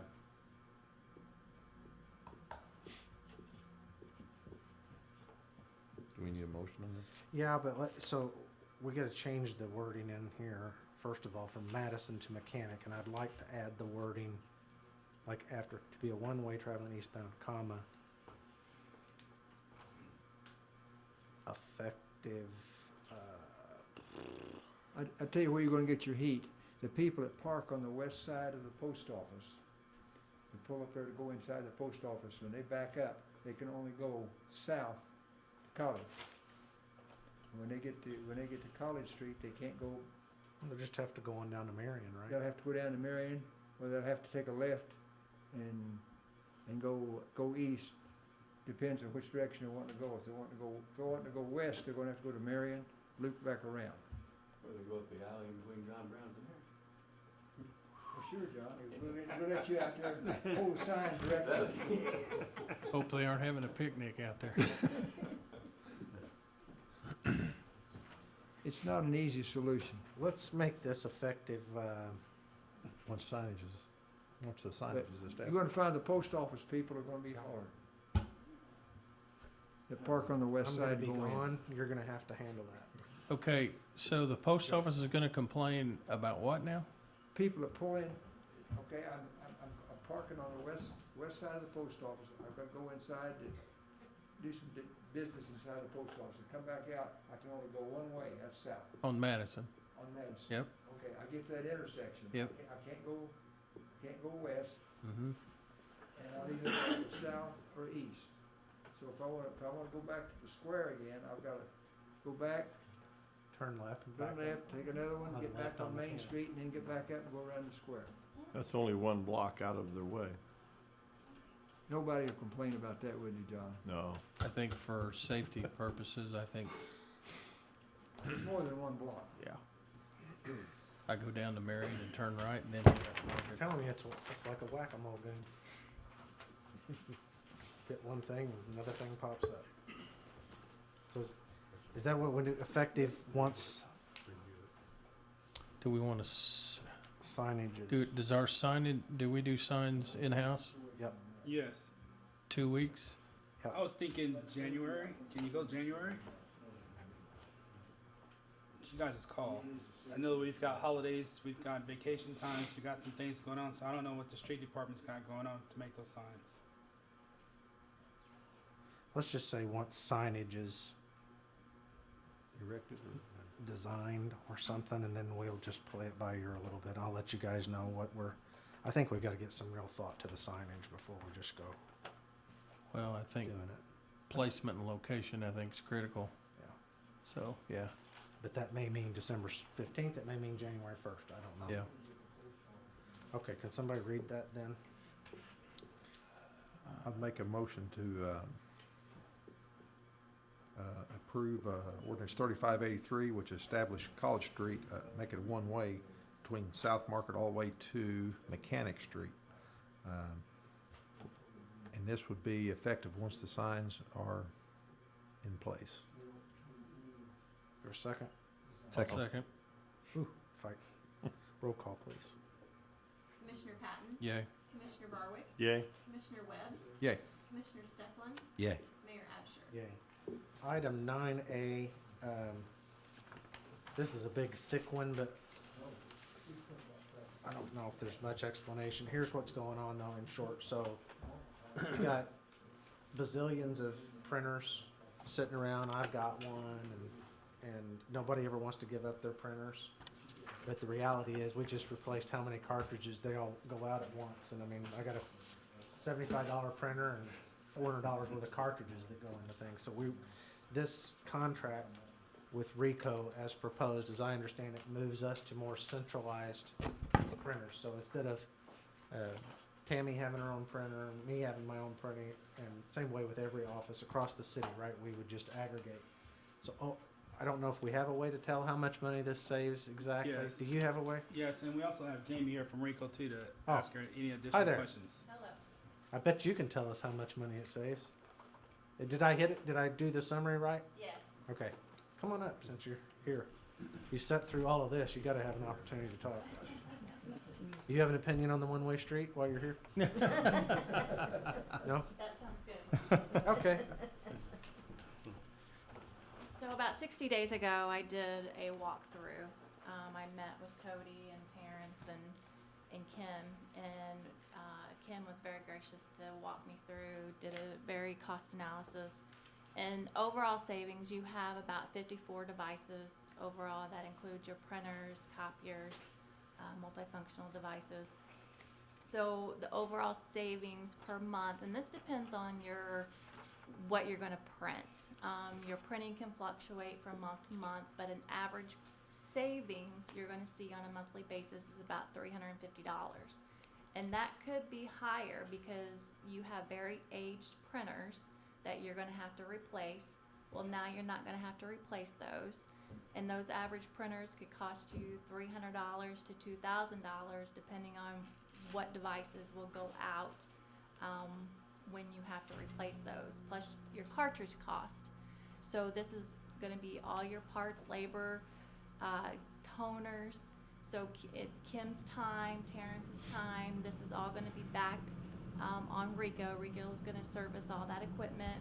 This is going to update, adding a solution for the library. So now the library, they have to get involved with taking the patrons' money when a new patron comes in or when they have to copy. So what does this solution provide for the So library? it's a software solution that we have included in our proposal that. Hey Jamie, it's to eliminate the coin op. So they got a coin op in there. They go in, they have to physically drop coins in to help pay for printing. So this is going to automate that feature, and they'll have to use the credit card, debit card, or whatever else, and it'll automatically be tied into our system using the existing library cards that they have. Is that $350 a month that you said, does that include any, did you calculate any elimination of electricity costs for all these printers sitting on desks? Does that include that? It I has. know that's somewhat negligible, but it would build Yeah, up over time. it's somewhat, there's somewhat in there. But it does not include the soft cost of Kim with her time going out and trying to troubleshoot the printers, or her labor, or her soft cost of ordering the toner. It does not include the maintenance kits of those printers. So that gets her back to her core duties of what she's here to do and not take care of those printers on a day-to-day basis. So does it notify you guys when the toner need is low, and you guys come service that as opposed to we do that? We get the email alert, so we get an email alert letting us know that the ink is running low, and we order that ink ahead of time. And if there's So you still have to be involved in that process? Yes. It's all automated. These are all web-based. But it's really when we say involved, it's an involvement of just a notification. So it's not like even now it's not like we have to run out and replace rollers or do anything on copiers. Like at the police department and dispatch, they've got one that they've been crying about for a while, and rightfully so. This is going to replace the one in dispatch and give those guys a functioning copier machine. And there'll be a color copier in every building location that's there, but we'll also have parameters in there so employees can put in a passcode, because color copies cost more than black and white. So we can limit the color copies based on whatever the supervisor's recommendations are per employee. Is there a limit on the quantity of copies? No. Unlimited? It's unlimited, but it can be restricted. So if someone is abusing or Okay. not using within their means, it can be limited. So there's so many, But the cost won't change if you hit 100,000 copies a And we month? pay a cost No. per copy. yep, Just it's per just a copy, cost per okay. copy. And that's like a penny, isn't it? Less than a penny? Yeah, it's the black and white's less than a penny. It's less than what you're paying now on a cost per copy. And all these printers are on the web or Ethernet? I Yes, assume? so they're all networked. Okay. And so, it's definitely going to upgrade our, all of our copiers we have now, plus add a few more, bring us up to speed. There'll be a little bit of a savings, and to get us out of the current contract we're in and extend it to another 60 months is what we're asking for. Current contract's with you, right? Yes. Are it we is. paying a penalty in any way, one way or the other, to No. do this with you? No. Not And one what's, dime. and what's nice is, this is on the state and local government, so at the end, you can take the ownership of these devices if there is some that you choose that you want to keep. Some that, aren't that's underutilized that you wanna keep, and then if you wanna upgrade some of them, you can, you have that flexibility. Okay, so fax and scan be included, or that'd be different machines? Uh-huh, yep, it's all in one, yeah. And we've already worked with Wendy on the documents, and she's already approved Okay. that. More questions? That would be my motion to approve the Rico Copier contract as presented. Second that motion. Okay, any further discussion? Roll call, please. Commissioner Patton, Yay. Commissioner Barwick, Yay. Commissioner Webb, Yay. Commissioner Stefan, Yay? Mayor Absher. Yay. Okay, I popped around a little bit. 11A, I'll discuss the Thank you. health insurance bids. Find where I did with that. Yeah, but I had all the stuff of them.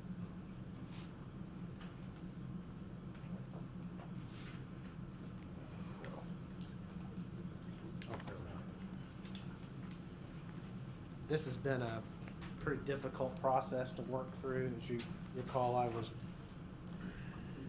confused last time we went through it, so let me try to make this simpler for you. This is the sheet I'm looking at, if you've got it.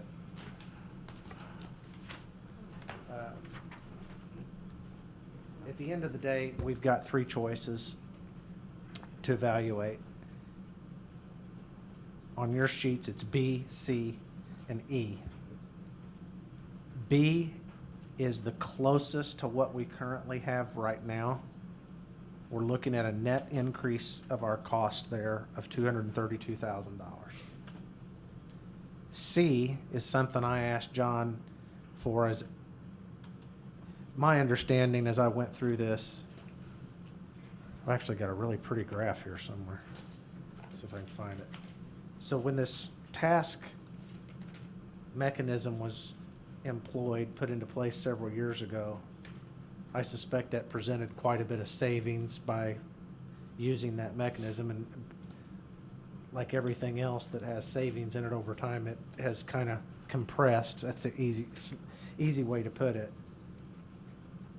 Man, I was going to show you this graph. It's so pretty. Oh, yeah. Watch this. So, this is kind of cool, though. You got to look at this. This took some time. So, the red line, you haven't even seen this graph. The red line has to do with some of the premiums that we've paid in, and the blue line is the sum of claims that we've had. My point is if you do it right, they should mirror each other. And look at that. Isn't that pretty? Impressive, huh? First 10 minutes down the drain. Anyway, so it's worked. I mean, that was my proof, is to say, okay, this really has worked as intended. It's not that it's a bad deal or whatever, but I think that the value of it has maybe decreased from what it was many years ago, or that was my suspicion. So I asked John if he would just give us a straight option for a $500 deductible. And that's what column C is. Now, with that being said, and Steve, you weren't here earlier today. Yes, this math changed again. Thank you, John. It was 11 o'clock today. We still would have that $500 deductible meets our collective bargaining agreement relative to the deductible, but not necessarily to the out-of-pockets, and not necessarily to the 85-15 versus 80-20 copays, right? Co-insurance, I'm sorry. So John went through and calculated kind of based off of this year what all of that stuff would cost us even when we went through this plan. So on column C, when you see under HRA, that is technically the task row, that's what I've got $30,000 in there. That's an estimate of what we think. We wouldn't use task per se, but your office, correct? Could reimburse these amounts as they got exceeded. Again, somewhat of a variable, but that number is in there. This number is $314,000. It's 232 versus 232 in column B. Obviously, this one costs more than column B. Here's what we don't always factor in, what I don't think has been talked about a lot, if we're just talking about task versus no task. Right now, column B contemplates that we have expenses of $495,000. That's gone from 200 to 300 to now 400. Now we're having to build in 500,000. So obviously that claim experience has gone up. This is what we're talking about. But what we really don't talk about or haven't yet is that our potential exposure, if every employee used it to the fullest extent that it could be, we could be on the hook for $1.8 million. So anywhere from what we've built in, which is a guesstimate, to 1.8 is our exposure. That does not appeal to me in the least. I don't like unknowns like that. Very difficult to budget for something like that. I just don't like that. So that's really what I was trying to see in column C. What if we got away from that unknown? What would that cost us? So the difference between 314 and the 232, in essence, is getting away from that unknown. It's about $80,000. But keep in mind that our task reserve got blown away by over $100,000 just this past year. So is it more? Just depends on what your claims experience is going to be. Now, my recommendation between those two is I would rather get away from the unknown risk and just have that straight deductible and co-insurance plan rather than having the task mechanism. Now, the real issue is compared against the CMS program. Now, at first blush, and this math too changed since the last thing that I sent you guys. I told you that because of an error that I made. The conclusion is still the same, but the math's not quite as dramatic. Here's my reasoning under step 3 as I drove through this. So at first read, it appears that CMS is cheaper than Plan C by $256,000. So that number of 108 is the net increase over what we're paying now versus the plan I'm recommending, which is 314,000 net increase. So it's like it's actually $206,000. I don't know. I think I did my math wrong. 314 versus 108's 206, right? Mark that on your sheets. 206, not 256. So, however, this CMS is a copay plan only, no deductible. What we don't know is, for example, you go to the emergency room, you get a $350 copay. Is that right? Copay, am I using the right term? Unless you get admitted. Is that right? And then it goes away. Well, if you go to the doctor, it's a different copay and so forth. We have no idea how employees might mix and use those things. But if they exceeded a certain level, we would have to reimburse them to meet our collective bargaining agreement. Best guess, and it is a total guess, that we'd have about $100,000 worth of reimbursements under that plan because of those. But it's a total guess. So the $206,000 that you'd be saving, maybe more like $106,000 if we had to make those reimbursements. The bigger issue is this, and this is really the bigger one. It's a known, it has nothing to do with experience of our group, it's just the way that CMS prices their stuff from July 1st to June 30th. If we sign on to this now, they will only give us a 6-month rate guarantee through July 31st, and June 30th, and there will be a price increase somewhere no less than 2% and probably no more than 8%. But within that range will be a price increased on July 1st. So if you do the math, basically the way I'm seeing it is if our increase is 3.9% or more, then it wipes out all the savings that we would have, even though it appears that way on paper. And it is a fundamentally different insurance setup than what we've got now. So this actually is costing us more. I'm actually recommending a plan that on paper looks like it costs us more, but I don't believe at the end of the day that it will. I think it's very likely we'll have a 4% or more price increase, and we're talking about a premium of $4 million. So it's not hard to do the math. 4% of $4 million is $160,000. It just happens that fast. So that's my recommendation, is that we renew with Blue Cross Blue Shield, but get away from task. It's also important to mention, Steve mentioned to me, we will have some runoff claims with task that are not a part of this number that we don't know exactly how to budget for. In other words, stuff that's in process right now that just hasn't hit yet. But hopefully in 2 months, 3 months, that's... Actually, they quit after the end of March. 3 months. What quits that? What do you mean? The run out, everything will be run out by the end of March. Okay, so it's very possible we have $20, $30, $40, $50,000 more worth of expense there. There's no, but you would have that if you switch off of any plan to the other. Exactly right. So it's sort of even between the others. I didn't include that, but that's not to represent that this is our total cost. So anyway, this has been a lot of brain drain to go through this. And I'm going to make this other statement too. We have got to figure out how to get a hold of our health insurance costs. It represents 10% of our budget at this point. And this is if we increase at this pace, we'll be talking about doubling our health insurance costs in less than every 7 years. There's no way the revenue side of our budget's going to keep up with that.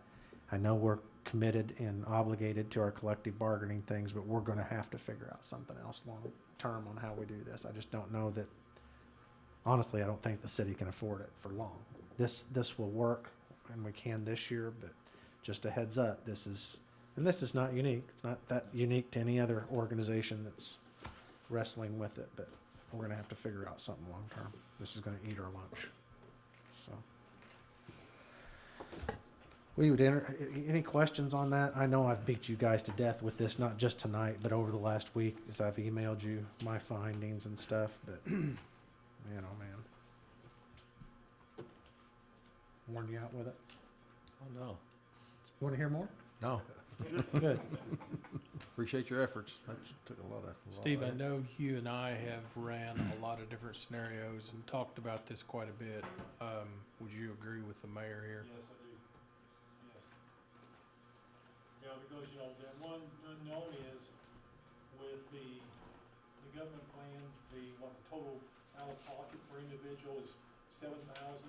Right. Be full pays, and you got the $1,250 for the contract, so that's. Right. You can eat up that number Easily. Like you mentioned, you can eat up pretty fast. Yeah. When are we set to collective bargain? When do we start talking? They just signed them last year, so we've got We have 3 years. 3 more years. It's locked in until April 30th of 2022. Okay. I would just suggest that we start talking well in advance of that with all the affected. Well, one of the simple things, which, I understand employees get nervous about this kind of stuff, but we have a plan that we're literally trying to fit a square peg into a round hole. We don't, what our bargaining agreements say, which is 85-15 as the split, right? Don't exist in the world anymore. Mm-hmm. They don't make that animal anymore. And so we're constantly trying to task this and carve off that piece, and it's convoluted. It just is hard, no matter which way you look at it. And that's a simple one right there. But anyway, yes, I agree, we need to have those conversations well before those contracts are up and let them see. We need to be more transparent and let them see what these costs are in aggregate. It's pretty astounding. And not with the names on them, but they need to see what claims are coming through. Yeah, I think that's key Do you know what I mean? I mean, it is, everybody complains, and we've got some very expensive health insurance, but there's one thing driving it. They're using it. And it's intended to be, so I guess that's not an entirely bad thing, but if we don't use the health insurance, maybe our claims will go down. But they need to see what these claims are in aggregate without names on them. And we can do that pretty easily, right? Oh, that's Okay. So since this is my convoluted mess, I'll make the motion to renew with Blue Cross Blue Shield, not using Task for this coming year with the 500 deductible plan as quoted. I'll second that, and we appreciate all your extra efforts, man. Okay, you're welcome. I don't want to do it again. Any other questions? Roll call, please. Commissioner Patton? Yay. Commissioner Barwick? Yay. Commissioner Webb? Yay. Commissioner Stecklin? Yay. Mayor Absher? Yay. Okay, let's move to item 12, Commissioner Reports, and I don't know what, thanks. Thanks. Who'd we start with last time? Which, you? I guess we'll go with that. Okay. Commissioner Patton, Sorry, guys, I got nothing again. we're gonna have to start giving you something to, some statistics to report on or Do something. something, yeah. Financial ratios? What check number are we on? What's our quick ratio? A lot. Yeah. More than last time. That's right. Okay, Commissioner I've Barber. got a report from the Marion PD for activity for the weekend of November 22nd through 24th, so 2 days. There were 31 calls for service requiring documentation with the report. There were 5 DUI arrests, 2 other traffic arrests, 7 warrant arrests, 5 drug-related arrests, 3 property crime arrests, 1 domestic violence arrest, 1 other crime against persons arrest, 7 traffic crashes. And with those arrests, there was 1 Springfield .40 caliber semi-automatic pistol loaded with an extended magazine seized. There was 162 cannabis vape cartridges valued at approximately $5,600 seized. One 80 stop? Just This in one is stop? Over the weekend, between the 22nd and the 24th. Was this one stop? All those cartridges were in one car? Wow. We're not finished yet. Yeah, go ahead, sorry.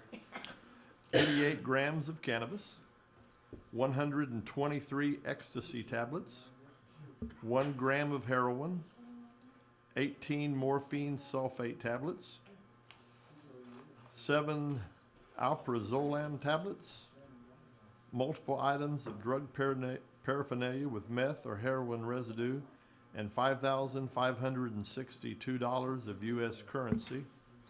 And I have a picture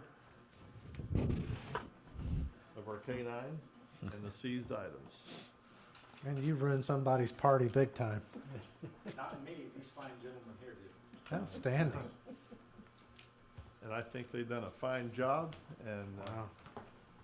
proud of the Marion Police Department. Oh, looks happy. He does. All in a day's work. Wow. And that's all. That's your report? Okay.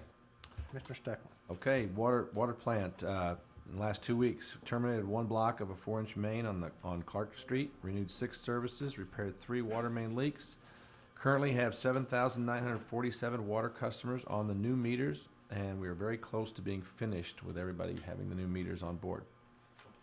Also want to remind everybody that this Thursday coming up is the Heaven's Kitchen event out at the pavilion. So that is from 5 to 7 and is open to anyone who wants to come. And I want to thank everybody. I talked to the powers that be this morning, and we have all the volunteers already set up. They actually had a training session out there tonight. So we're ready to go. We're just waiting for the throng of folks to show up. So the turkeys are smoking, and everything else is in process. So I'll let you talk about the other one. Okay. John, if somebody wants to volunteer but has not been signed up or gotten signed up, what do you recommend? I would send that email that we put out before. I don't think right now we don't have any space for them. I think we're full with volunteers. We have about 125 already scheduled. That's a great problem to have. Yes, it It's a is. good problem to have. Now, granted, a few maybe not show. You know, it's possible that some may not show, but I think we've factored that in. So I think we have more than, unless we get 10,000 people show up for dinner, then we might be in a little bit of a problem. So that's all I got. Mr. Webb? Just shout out to the street department. Christmas lights are up and looking good, and probably some more to come, it looks like. So we've done some restriping on North and South Market. You'll notice we've added raised reflectors if you travel at night, so that kind of delineates the new realignment. And they freshened up the stripes today as well. So also, we've worked on 3 railroad crossings here in the last week. Garfield, Old Route 13, and Old Creel. Those were getting in rough shape. We partnered with the railroad company. They paid for most of the asphalt, and we provide some labor and some equipment. But I really appreciate the efforts on that. And the only other thing is we do have some numbers in on last month's electric recycling drive. Approximately 31,775 pounds of electronic material collected. Of that, 10,700 pounds was CRT televisions, 1,890 projection wood console type television. So this is very impressive, and it's the largest one we've had since we've been doing it for 4 years. So. I think some of that poundage for the, what'd you call it, CRT TVs? Yeah. I think that was one TV, I believe. And that wasn't poundage, that was We call those counts. curved screen TVs. So that was 10,000, that was a count, that wasn't pounds. That's, Oh, it that's was. the number of TVs we accepted. 10,000 TVs? Yes. Yeah, it's Holy Moses. A lot of old TVs. It's a lot of stuff. That one guy, his front wheels were bouncing off the road as he was Yeah. bringing that TV in. The thing had to weigh 500-600 pounds. That's your report? That's all I got. Okay, I guess under miscellaneous, just real quick, as Commissioner Stecklin alluded to, so we are planning our first city-sponsored, at least, downtown Christmas. That's going to be on the Saturday the 14th from 2 to 8 p.m. Sunday, same hours, 2 to 8 p.m. And as you may have seen and read, you know, really the things that we've got planned, it's not bell-to-bell entertainment, you know, from all day long. People are going to have to come and visit with each other, but we do have ice skating planned, and we do have carriage rides planned. I know there are some groups that are going to do some caroling and some things, not just downtown, but maybe even go down some of the streets here and do some caroling. That's going to be exciting. But one thing I do want to get out, I had put out prematurely on Facebook that we were going to light a Christmas tree because I got all excited one night. Well, we're actually not. The Christmas tree, the tower is going to be made into a rope-like Christmas tree, and we're thankful for our partners at IBEW that are going to actually be putting that up at no expense to the city. They're out there hanging the hooks and stuff today, so that's going to look pretty cool. But what we are going to do at the end, we're going to need some help getting it out to the churches and any other groups, is we found some little electronic candles that we're going to order. And the hope is at the conclusion of Sunday night, when everybody's out of church and everybody's out of the civic center and there's none of that stuff going by and it's over, we will gather around the square and just simply be quiet, have a still moment, light those candles, hold them in our hands, and sing a couple of Christmas carols as a community. So I think that has the potential to be a special moment, and I hope people can participate in that. I think it's important. And I really look forward to that part specifically. I just, to me, it's the special part of the season is once you can finally be still and get away from some of the commercialism and celebrate it as a community, and that's what we're trying to get past and get by. So anyway, I hope everybody will join us for that, including all of you guys, Sunday night. John, you don't have to sing. You can just move your lips. I'm not coming then. My daughter had talked to some friends of hers in Cape that's heard about it, and they're coming up. So I mean, Good. We're getting out there. So. Good. Well, we've ordered. I think we're going to order 1,000 of these little candles. So I hope that that's I hope that's not sufficient. I hope there's more people up there. But, yes, sir, you got something to still? If I may, I need to throw out a couple thank yous. Shame on me if I don't do this. When we hired our SSOs, we didn't have jackets for them. And Cornerstone Church found out, and Cornerstone Church, through their Renew program, bought all 7 of our SSOs a jacket, and they also paid for the patches and flags to be sewn on. So thank you to Cornerstone Church and Renew. And if you haven't driven by the PD lately, please do and take a look at our new sign. That's something that we are all incredibly proud of. But even as much as we're proud of the sign, that was complete donor funded. It did not cost the PD a penny. It did not cost the city a penny. So we really need to thank Jeff Diedrich, Steve Fowler, Micah Merrill, and the Williamson County Joint Emergency Telephone Services Board. Wow, that was a mouthful. They funded all of it, 100%. So Great. thank you to every one of those people. Good deal. Okay, anything else to come before the council? If not, we'd entertain a motion to adjourn. I'd make a motion that we would adjourn. Second. Roll call, please. Commissioner Patton, Yay. Commissioner Barwick, Yay? Commissioner Webb, Yay. Commissioner Steckland, Yay. Mayor Absher. Yay. Thank you all.